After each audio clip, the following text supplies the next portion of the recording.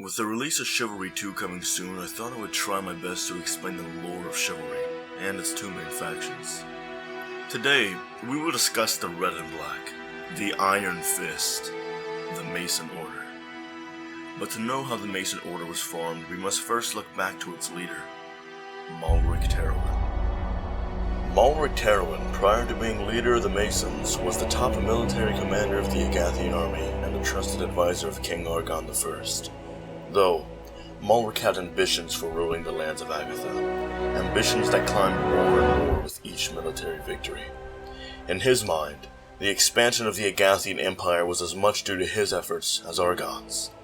And for years, he had campaigned alongside the Agathian king and was utterly loyal to him until his untimely death in the Crusade of Tenosia. The death of King Argon I caused an air of chaos to encompass the army. The opportunistic Malric leaped at the chance to lead. He used his position of power as the military commander to gain support from his men, and most of the army that was led by Argon agreed with Malric and returned back to their homeland. Although, there were some who decided to stay behind, spurred on by their belief that King Argon was still alive and simply taken prisoner by the Tenosians.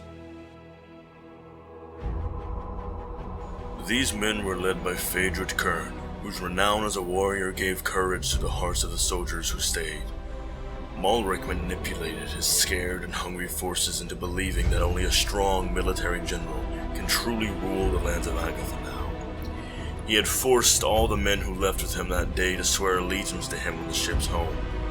Those who refused were thrown overboard. Malric knew that defeat in Tenosia called for a rebirth of these lands.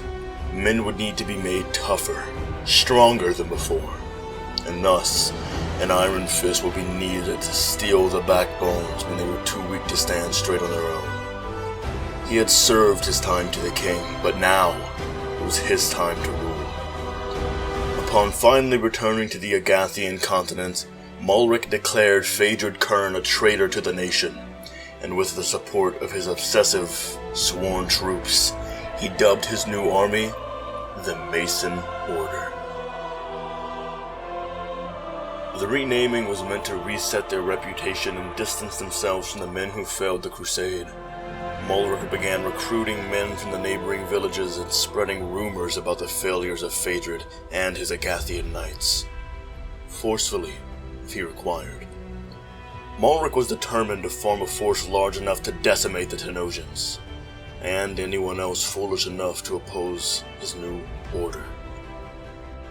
By the time Phaedrud and the Agathian knights truly learned of the death of their king, they began to retreat home, clueless about what was waiting for them. The first town they arrived in quite literally spat at the passing soldiers and jeered them as failed crusaders. Phaedrud soon did learn of the betrayal by Malric, and he wrote to Dainum, the nephew of King Argon I, and the appointed successor to the throne. Declaring his support to his claim as the title of king, he ensured that the sacrifices of King Argon I were not wasted away by the devious Malric Terwin.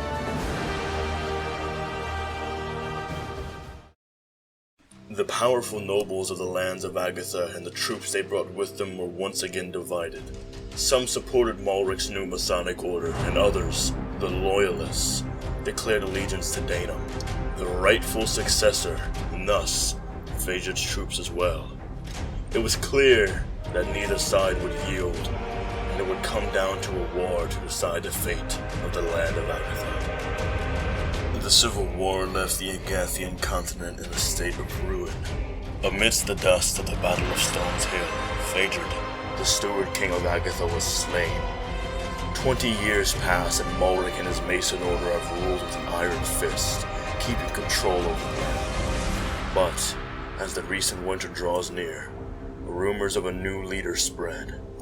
King Argon II and the united noble houses bring forth the Agatha Knights to push back against the Masons, though King Malric welcomes the battles to come with the full might of his army. And once more, legendary warriors will be born in the battle to rule Agatha.